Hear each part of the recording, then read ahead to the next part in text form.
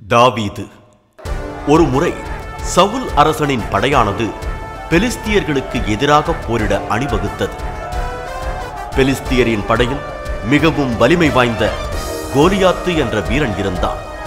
வலிமையிலும் உயரத்திலும் அவனுக்கு நிகரான மனிதன் ஒருவனும் இல்லை. சவுலே, உங்களுள் ஒருவனை நீங்கள் தேர்ந்தெடுங்கள், அவன் என்னோடு நேருக்கு நேர் மோதட்டும். உன்னுடைய மனிதர்களில் யாருக்காவது என்னோடு போரிட தைரியம் இருக்கிறதா என்று கோலியாத்து உரத்த சத்தமிட்டான்.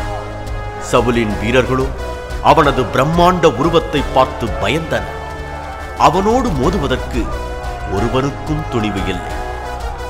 திடீரென்று அங்கு வந்த தாவீது, நான் அந்த பெலிஸ்தியனோடு மோதுகிறேன், கடவுள் நம் பக்கம் இருக்கிறார் என்று துணிவோடு முன் வந்தான். தாவீது மிகவும் இளைஞனாயிருந்தபடியால் அனைவரும் திகைத்தனர். தாவீது தனது கவனை எடுத்துக்கொண்டு வேறு எந்த விதமான போர்க்கருவிகளும் இல்லாமல் அந்த ராட்சத மனிதனை எதிர்கொள்ளச் சென்றான். கோலியாத், இங்கே பார், ஆண்டவனின் பெயரால் இன்று நான் உன்னை வீழ்த்தப் போகிறேன் என்று தாவீது உரத்த சத்தமிட்டான். கோலியாத் தாவீதை கூர்ந்து பார்த்து அவனை ஏளனம் செய்தான்.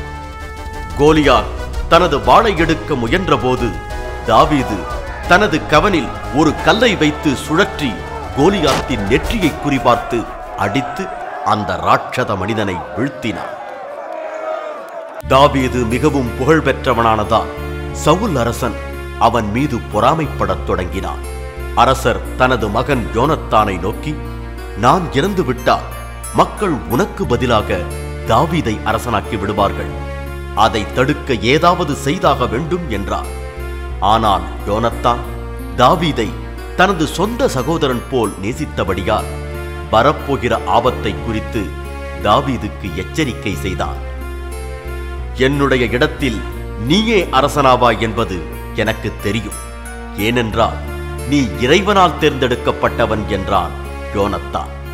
ஆனால் எனது தந்தை உன்னை கொல்லத் தேடுகிறார், அதனால் நீ மறைந்து தப்பித்துக்கொள் என்று எச்சரித்தான்.